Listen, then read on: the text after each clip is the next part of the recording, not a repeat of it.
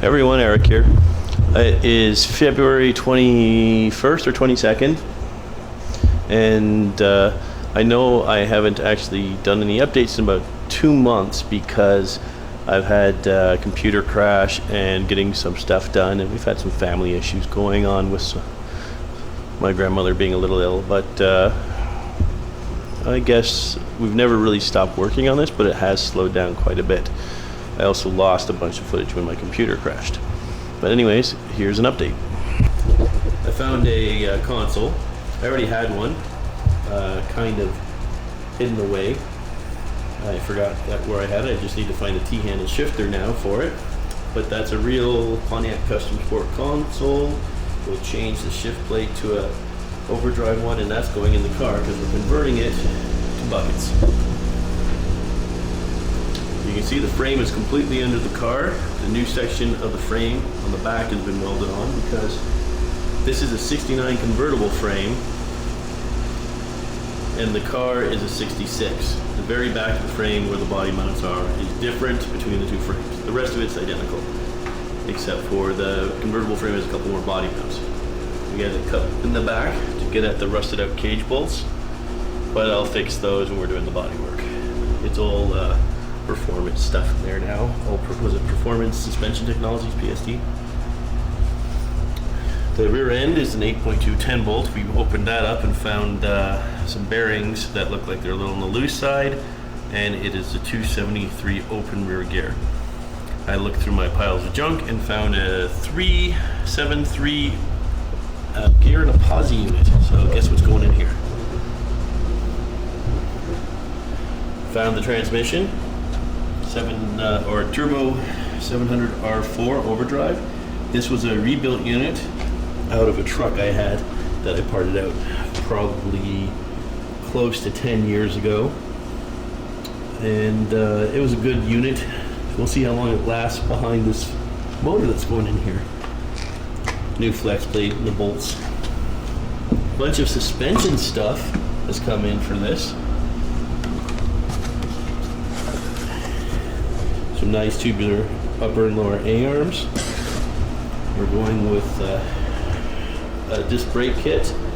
I actually have to pull the 65 to 67 spindles off the old frame and put them on the 69 frame because that's what the kit requires.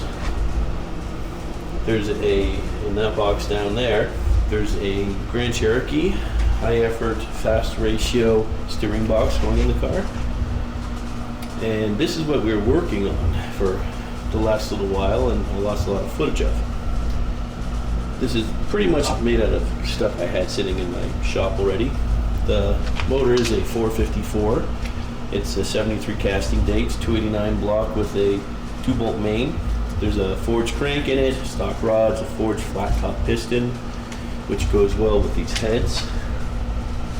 The heads themselves are L29 heads with a 96cc chamber, and we had that cut down just a little. It's about just under 9 to 1, probably between 8.75 and 9 to 1. I didn't CC the heads before I put them on. Stock valve sizes, new valves, set of Crane Gold rockers. It has a old GM 6209 camshaft in it, which is 220 at 50 with a 115 lobe separation angle, single pattern, 1/2-inch lift. The intake is a Speedmaster, which appears to be a copy of the Weiand. I guess they call them an airstrike. The quality isn't the same, but it should be functional. I picked that up sometime last year. I don't remember when, but went through everything. I was going to pull the crank out of this, but it's just a cast crank in. But I noticed the engine assembly had been balanced. So I'm not going to mess with the balanced assembly for the rotator, so stick it together how it is. But should be a good little motor. I figure 375 horsepower. Nothing too serious. But with the new frame on, it has extra body mounts now because we used all the convertible body mounts. You can see there are those, I believe they're energy suspension or PSD, I can't remember. The convertible frame is a stronger frame, so that's good.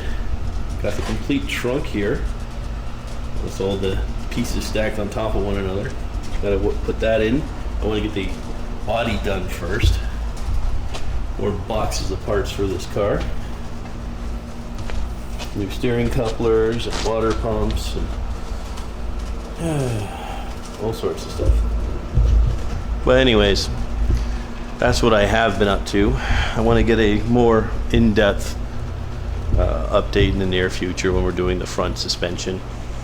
Basically, it's getting a set of Chevelle style front discs. I'm leaving the rear suspension kind of alone, except for some boxed control arms and an adjustable panhard.